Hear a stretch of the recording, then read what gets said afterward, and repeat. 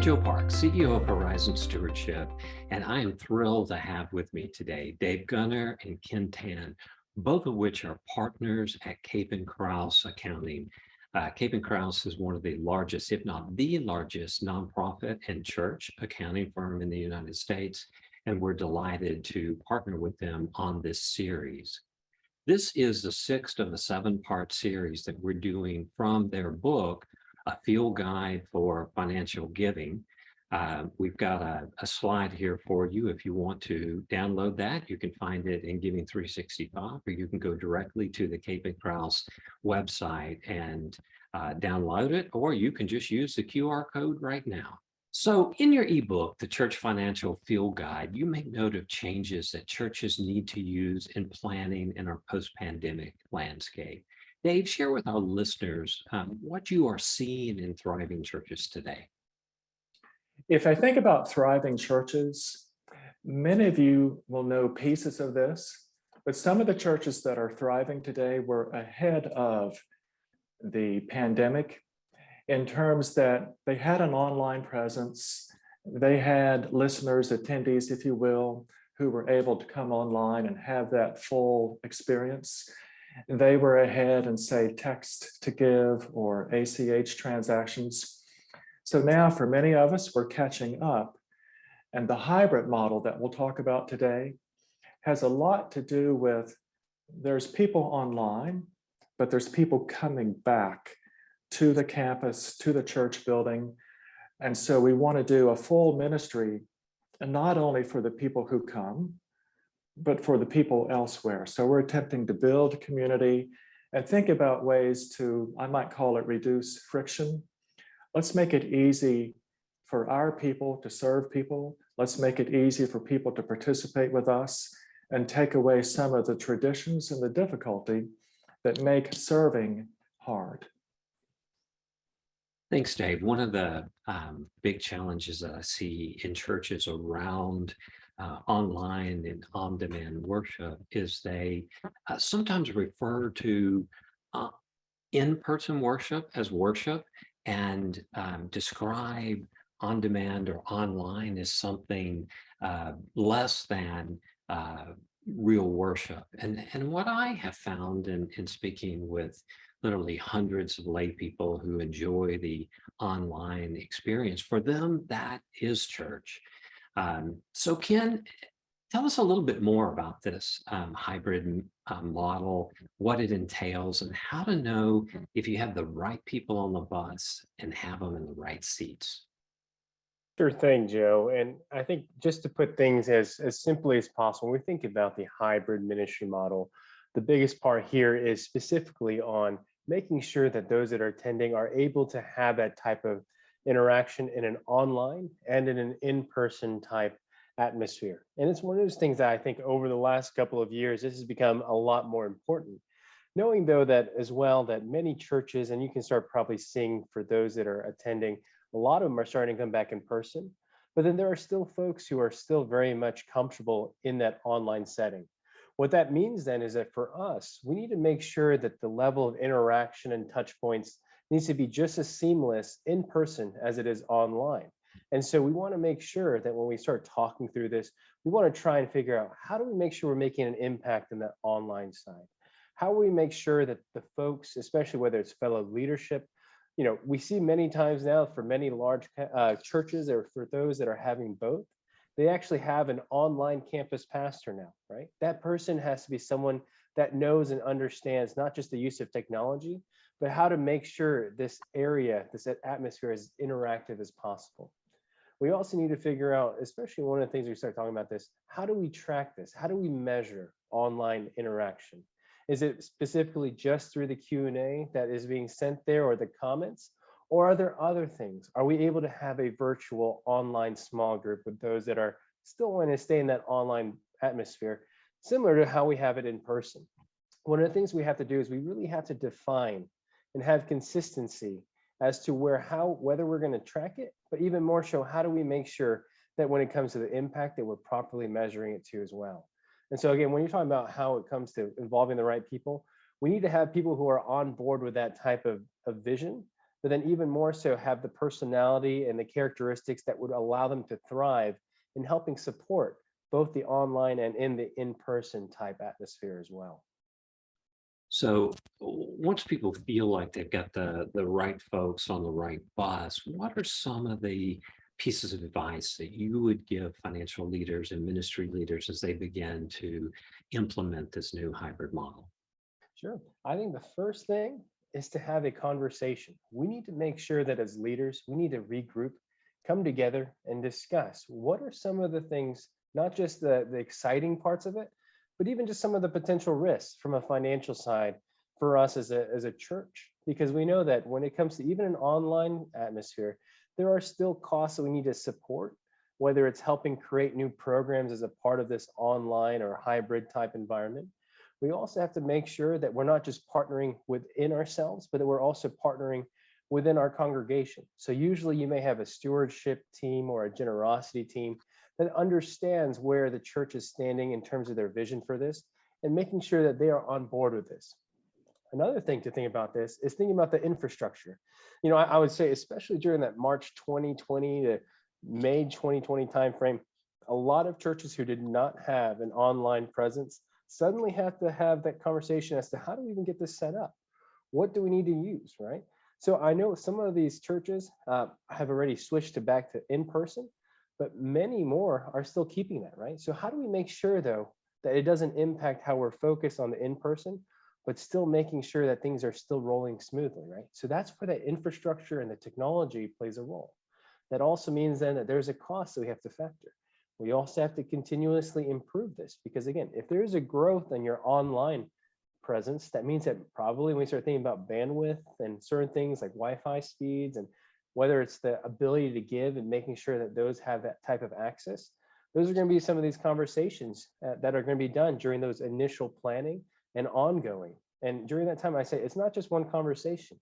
You're going to have to keep coming back together as a group regularly to see what works and what doesn't, and what do we need to do to pivot as needed as well. So you talk about the risk side of this. When I was a bank CEO, one of the big parts of my job was risk management. It's always concerned me that so few church leaders are really focused on the inherent risk in their operational models. Now, thanks to people like you, that's beginning to change. David, what are some of the steps that you recommend leaders take today in regard to risk management, especially as we embrace these new hybrid models? Let's start with one concept, Joe, and that is I can prevent a problem, I can detect a problem, or I could miss it altogether. Mm-hmm. Missing it altogether, please no. But let's try to prevent problems before they happen. So let's think about it as risk management. And it's an area of discipline that we can all begin to participate in. And it's thoughtful, and we're getting ahead of a problem before it starts. And so the first thing that I might think about is, have you had somebody with a cybersecurity background take a look and see whether it's easy to get into your Wi-Fi, to get into valuable information? Because that, whether it's somebody getting weak and falling for a phishing or a spoofing scam on email, or if it's somebody actually able to discover an easy path into your Wi-Fi, that can cause a lot of damage, loss of credibility, monetary loss, reputation loss. So cybersecurity is super important. And then just like it, are you PCI compliant? Think about the payment card industry. And one thing that, not just in the USA, but the United Kingdom as well, the thought currently is very important to protect personally identifiable information for anyone sending money your way. And so one of the best practices out there is if your CIO just sends a fake message every now and then to see who's going to fall for it, but you begin to educate and illustrate what it means to not fall for phishing or something else. And so protecting cybersecurity, personal information, and then let's think about real people and things that people do. Each person who comes on campus, we'd like those people to be safe, especially the children. So for me, Background checks for key workers never go out of style, even if they're volunteers, because we want to keep people safe. And then one more idea for everybody. It'll sound so strange. It'll sound like an oxymoron. Risk brainstorming. So the thought is you would sit with your staff, your leadership, and dedicate time. Nobody's going to be told that they're stupid. Nobody has a bad idea. Every idea is a good idea in a brainstorm session, but the idea is what could go wrong? And people will have ideas, and you begin to think about that could really take hold. How do we prevent it, not just detect it? If we detect that something has gone wrong, we might do that as we're reading financials, thinking, why do I not have more cash? Why is this expense so large, and where did that come from? But that's after the fact, and then we have to bring in Ken and people with that kind of CFE capability to discover more and more of what happened. So brainstorming, cyber, protecting personal information, protecting people with background checks, all basic, not fun, but we should do this. So some of the things you talked about may feel a little more in-depth than the leader listening on the webinar today feels equipped to do. One of the services that you have at Cape and Crowes is to come in and do risk assessments. Can you give us just a little bit of connection to that so folks think, okay, they're bringing me a problem, but they're not offering a solution?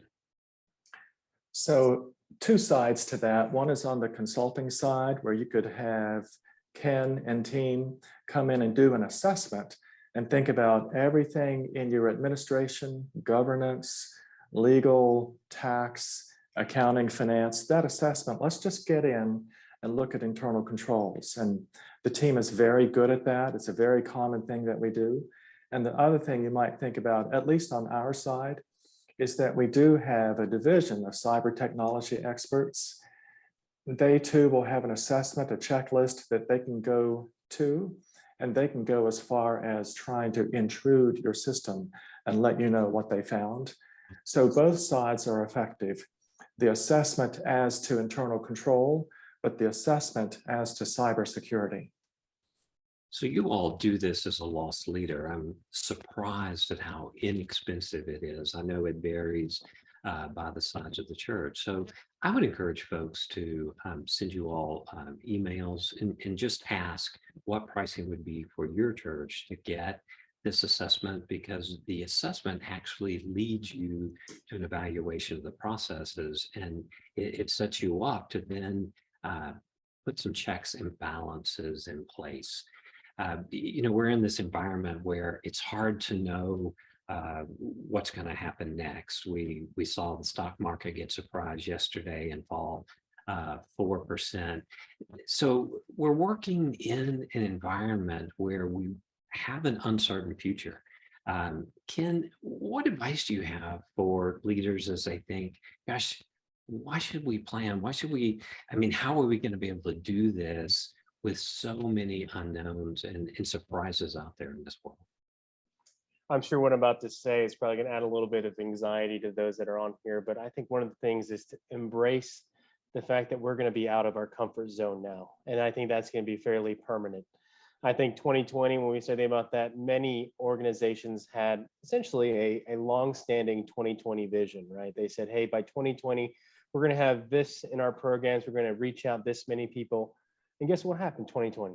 A lot of things changed so much for the church. What happens now then is there's a term that I like to use for many of our clients and even those that we've been working with, and it's the term agile. We want to be agile in how we approach things. We want to make sure, especially when it comes to strategy, let's think about this, right? With a hybrid ministry model, it's probably a little bit different than how it has been from a traditional standpoint. And so what that requires then is a lot of conversations and collaboration as to, okay, we don't know what we don't know, but what is the lay of the land for us? Where are we seeing a lot of the new faces, whether it's online or in person, coming from? How do we make sure not only do we continue to create that impact and that type of touch, but make sure that we're able to expand it even more so from a ministry perspective? When we start talking about this too, then there's the concept of, okay, not only do we have finite resources in terms of money, but we are also finite in terms of our time. And a lot of us, we probably heard what we call the Pareto Principle, which is the 80-20 rule. And we probably hear it in some places. Of course, there's the cynical 80% of the work is done by 20% of the attendees and so forth. But in this case, what we're trying to say with the 80-20 principle is that when it comes to these conversations, you want to focus 80% of your resources of time and money on the strategic growth areas of the church, while reserving about 20% of that towards spontaneous growth. So a lot of those things that have a lot more variability, right? Things that you're probably saying, hey, this is not really how we are used to, but we know that this in itself could be a very strong potential for continued growth and impact for the ministry. We want us to be very comfortable knowing that, again, the way we're going to approach things may change very quickly in 90 days. It may change within 30 days. But the whole thing about that agile is saying that, hey, if we need to pivot or if we need to make changes as needed, as long as we as leadership and staff and the congregation are aligned in this and know that we have to adjust and navigate through this uncharted territory for the most part, usually it can be very smooth, again, as long as people are on board and aligned with that vision. And so this is when we talk about specifically about, okay, what do we do now? Again, the first thing is to have that conversation. There's so many assumptions that happen very quickly if there's no conversations, and that could leave you to a lot of potential hurdles and roadblocks as you progress. We want to make sure that during this time, you guys are able to talk through not just what is our strategy, but a number of the what ifs. How do we also do this if something happens? We want to make sure that it becomes a natural conversation, because sometimes it's really hard to have a very realistic conversation sometimes, especially if it doesn't sound as positive as you would like it to be. But it is important because, again, if you keep things where it's at and things are not as optimistic as you would like it, that in itself makes it a lot more dangerous territory to navigate through as well. So alignment with your ministry, financial leaders, staff, ruling board or elders is incredibly important. One of the big shifts that we are seeing is churches moving from really large leadership boards to a dozen people, and those dozen people may also make up some of their subcommittees, or at least the chairs of those subcommittees, to allow decisions to be made much more quickly, for people to stay a little more closely aligned, because it's a smaller group that you're trying to bring together. Is that something that you all are also seeing as you work with churches? We definitely do. I think one of the things that ends up happening is when we start talking about collaborating, that you can go many different ways. Sometimes you bring in so many people that the room is overcrowded, and that in itself becomes counterproductive. We want to make sure, though, that there is proper representation, especially along all areas, whether it's lay people, lay leadership, or pastoral leadership, and even staff. We want to make sure that those that are able to help communicate that vision, communicate the strategy, and even just communicate some of the action items are able to do so as a way of representing that group as a whole. And so one of the things we want to do is be very strategic, not just with the collaboration, but even the communication. We know that when it comes to this is a pretty big undertaking for a church. And it's something that has to be done now very regularly. So a church has to get into that mindset of being comfortable knowing that, again, we're going to have to be aligned along all these different variables. But at the same time, we want to make sure that we're very strategic in who we're bringing in, so that they can also help communicate and allow everyone else to be up to date and up to speed on where things are too. Yeah, one of the things that we are seeing, again, and in fact, we're recommending this, is that you identify that core of ministry and financial leaders, and you communicate with them more deeply, because they care more. They shouldn't hear things in the hallway or be sitting in worship and hear there's a major initiative that they didn't hear about before. So a lot of churches will send out monthly statements, or a monthly, we like to call it a kitchen table letter, where you're basically talking to the most invested part of your family. And that's a way to extend that alignment Also your small group leaders, making sure that they are educated on what's going on in the church, because they can be apostles for you as well. In fact, in many cases, they've got more influence than the staff and the elders, because our staff and the board, because they have these personal relationships with larger groups. So I'd encourage you to think of that, and not just in terms of the appointed leaders and staff, but how do we press that down through the informal leaders and staff as well? I'm going to just switch a little bit. I know there's, people are wondering about this idea of uh, planning and stewardship and risk management in an environment where there's so much change. As I speak with churches, people are leaders seem to be very bound up in what is happening with the stock market and how quickly the economy is moving upward, downward. Inflation rates are certainly important. Dave, yesterday we had the seventh largest fall in the stock market, and yet leaders have to get up today and continue to move forward. You're not only a CPA, but you're also a pastor and have that perspective. What advice would you give to leaders? What would you have them say to those that they shepherd to keep focus on what's most important? Well, let's start with the thought that change is normal and ordinary. So that starting thought would be, we may have thought, oh, if we could just get over COVID, if COVID would settle down, if we wouldn't lose people to this pandemic, then everything will be fine on the other side. We're getting to the other side. Many people get COVID now, but rather than pandemic, it's endemic. Still very serious, but now people are living, they're out in public again. For me, the airports and the airlines have never been more crowded, more busy. And so people are out and they're in public. But now, just when you thought everything would get better, what if the economy changes to such a degree that people are under more pressure rather than less? That's our starting point. And thinking about, let me wax eloquent for a minute.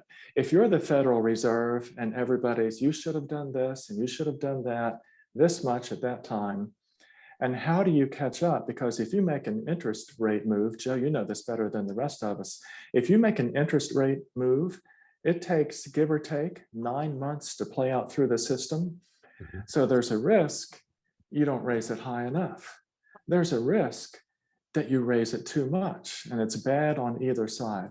So uncertainty, I think, is where we are for a long time.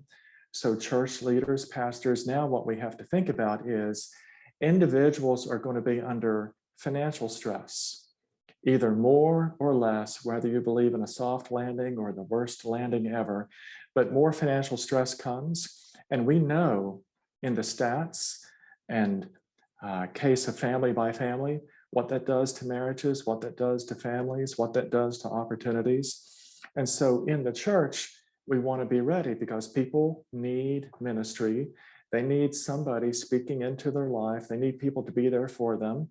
Sometimes it's clergy. Sometimes it's the people in your small group, Sunday school class.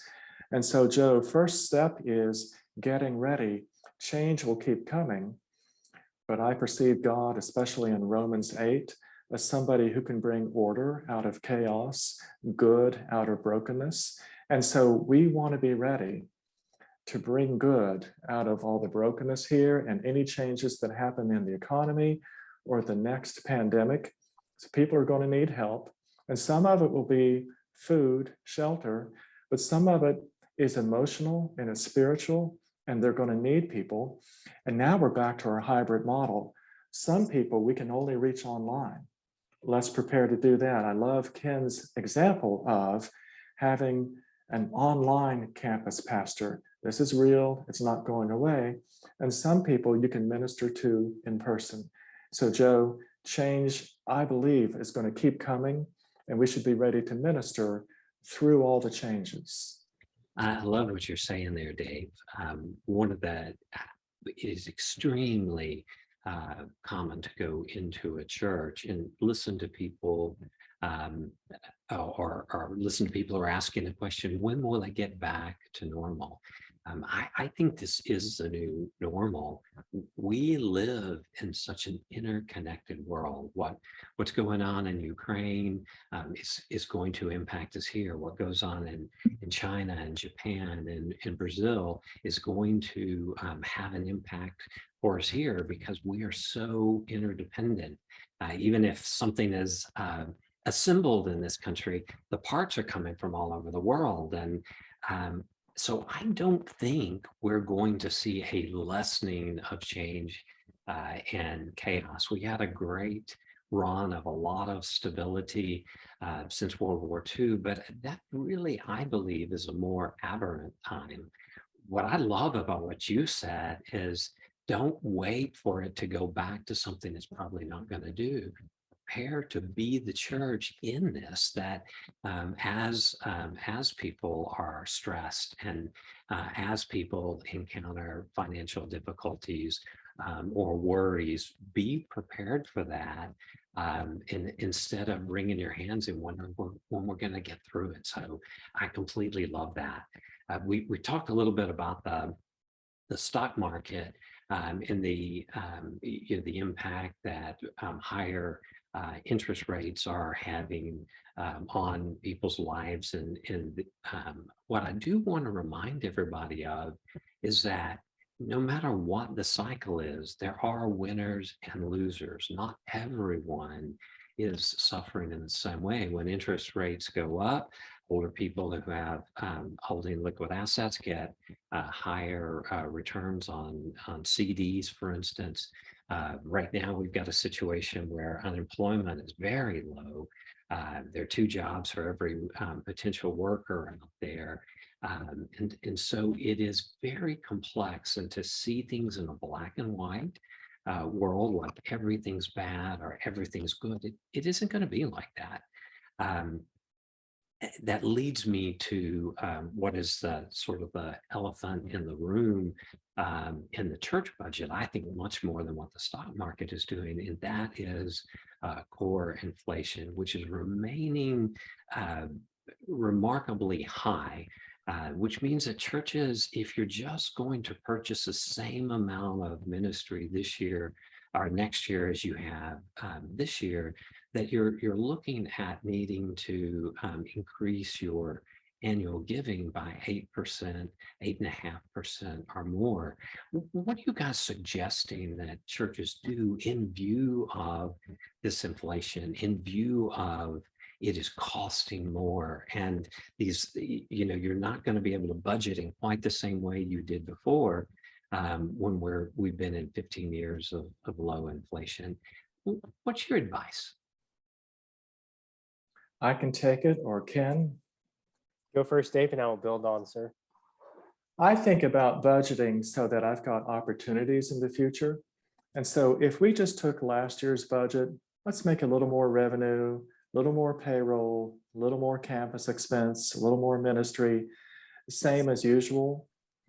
It's not useful to me in a time of change.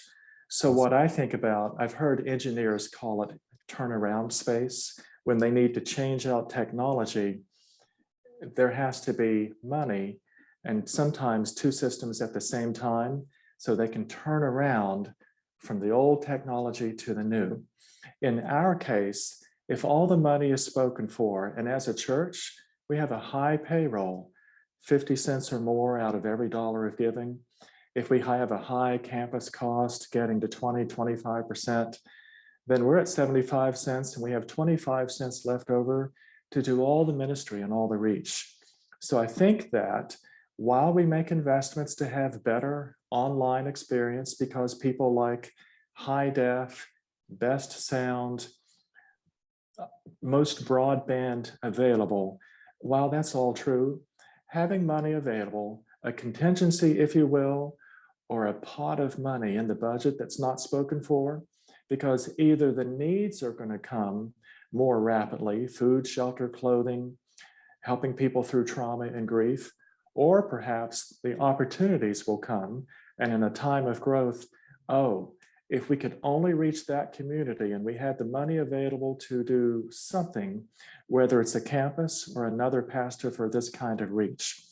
So leaving flexibility in the budget, I'll take a step one, and the thought that I'm either going to use it for chaos if things go bad, or I'm going to use it for opportunity if things go good. But I suggest that the wrong answer would be same as it ever was. Hmm. It's so interesting that so many churches teach financial money management classes, and that's one of the foundational principles. And yet we get into the church, and not only do we not build in any reserve, we tend to actually budget more than we believe that we can take in, and call that an aspirational budget. And so it creates chaos, because by the end of the year, reality and the budget have shifted significantly. Ken, I know you talk about a flexible ministry budget. Tell us a little bit about the application of that in this setting today. Sure. And it's one of those things, especially, when I mentioned the term agile, I will say, unfortunately, many of us, churches have been quite the opposite, which I would say the term is very rigid. And when I say with a budget, is once a year, we present the budget, the committee approves it, and we are sticking to that budget all year. We may have overages, underages. People are afraid to go over and under, but the whole thing is we are sticking to that budget. Right? When it comes to the flexible ministry budget, this goes along back to that term that I said, agile. Right? Not only do we have to be flexible and allowing some cushion if needed, if there is going to be some uncertainty, because I would say if it's really more a matter of when that uncertainty comes to fruition, we want to be ready so that we can pivot, right? For example, one of the things that ends up happening is during the time of such as, let's say, a recession, or in times of when there's an economic hardship, the mission of a church, a nonprofit, a ministry increases. And those that are also able to give, during that time will also potentially increase that in specific areas of need. So as a church, if we have a specific budget for this area that is growing in terms of need, and then there's also people willing to help contribute towards that, don't you think we should probably be a little bit more agile and flexible in terms of pivoting towards that? It's one of those things too, when we start talking about even being flexible, is that we need to make sure that we understand that, again, the budget initially was set as a way for us to strive towards a goal. But now, instead of just looking at it semi-annually or annually as a church, we have to start looking at it almost every 90 days. We have to say, is this still make sense?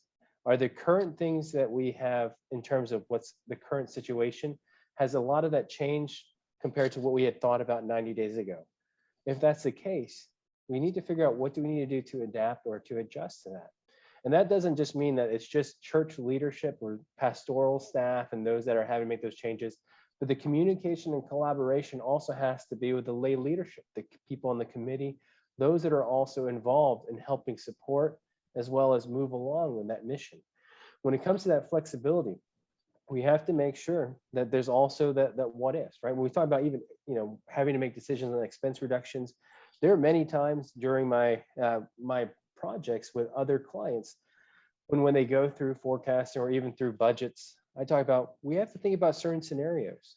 And if that scenario were to come to fruition, what does the church have in place that can be done, right? We say, hey, we may have to cut off on some of our specific program budgets. We may not do a full cutoff, but hey, we have to make sure that if there's specific scenarios that potentially could be the case, we're ready for what needs to be done. That way, it's not a rash decision. It's not rushed. Because when you start to rush, that in itself causes some more pain than you would even anticipate.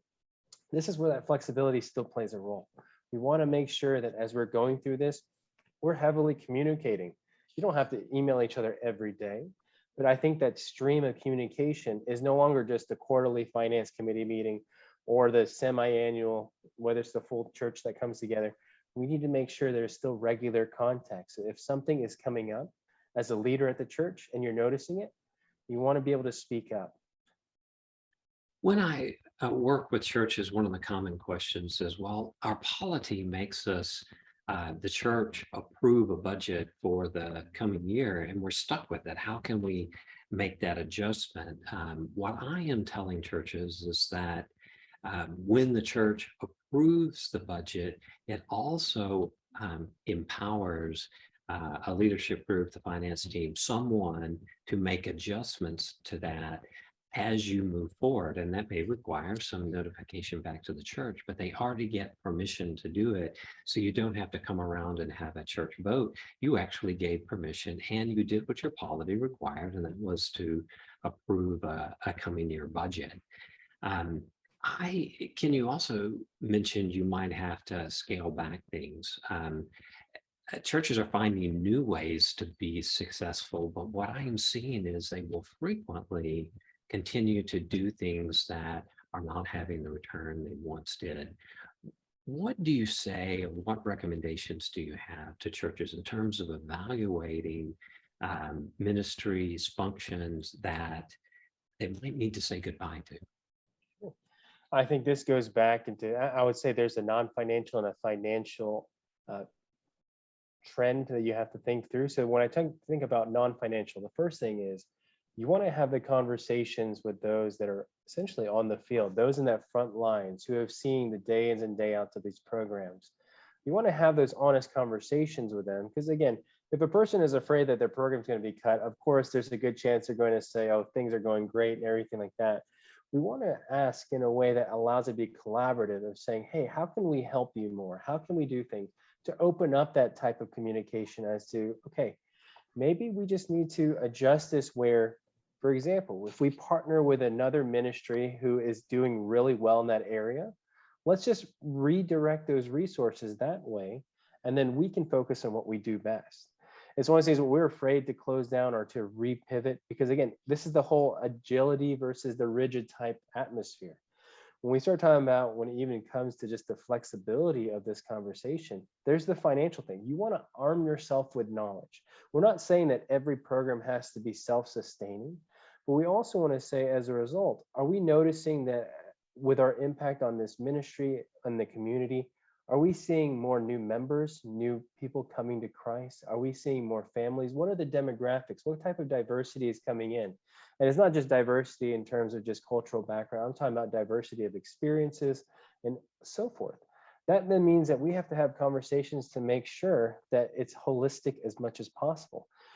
When we have these conversations, Joe, it's one of those things that when it comes to leadership, you don't know what you don't know. And so if you don't hear anything, there is an assumption that things are going well. That's where that communication piece plays a big role. When I talk about that on the financial side, you want to start looking at those trends, see things that are sticking out as a part of your financial reviews that allow you to just to have a natural conversation.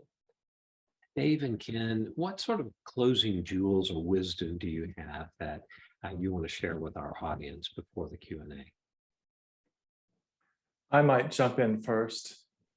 So what I think about is, even though there's smaller groups of people making the decisions at the top, before decisions are made, people should be informed. Background, context, facts, assessment of where we're going, right or wrong, good trend, bad trend. So I might just say to all the church leaders, don't think of everything as command and control and I am at the top. Always think about how valuable our members are and our volunteers, how valuable our staff are, because that diversity of thought, diversity of experience, diversity of training, education, gifts of the Spirit, all that together, if we could just learn the best pieces from everybody around us, we would know a lot more. And if we think through it and synthesize that together, then we're better informed to make decisions, to be leaders. So the final decision, yes, made at the top. And once that decision is made, everybody can come along, but not only because there's a power structure, but because it's collaborative. And I think that's more true today than it has been in my lifetime. So finding people and their information to be valuable, I think is paramount. And the only thing I would add into that, that what David said is just, I would say in simple terms, you are not alone. All right. Make sure that you know that, especially when it comes to these hard decisions, many times church leaders feel like they're alone when they have to make this decision. And that's where the collaborative side is. Realizing that in your congregation, among your staff, there are very talented people there that could provide some additional counsel, some opinions, and some thoughts that could really help as you navigate through this as a church. It's one of those things that, just like what Dave is saying, we've probably been more collaborative than ever as a church, especially because of some of these really large events that served as a catalyst for that. And I think now is the best time for church leaders to realize that and make sure that they take advantage of that in a good way of saying, hey, I'm not going to be able to make all those decisions by myself, but I really want to get the feedback of what's happening around us. Because again, it's one of those things where for us as a church, we have to be unified, not just in our vision, but even more so in understanding that there's going to be some level of uncertainty, but we can go through this together. Great closing words. Thank you for being with us today. For those of you that are listening, you will get a recording sent to you within 72 hours, and you're welcome to share this with others. I hope you found it helpful. Thank you for joining us today.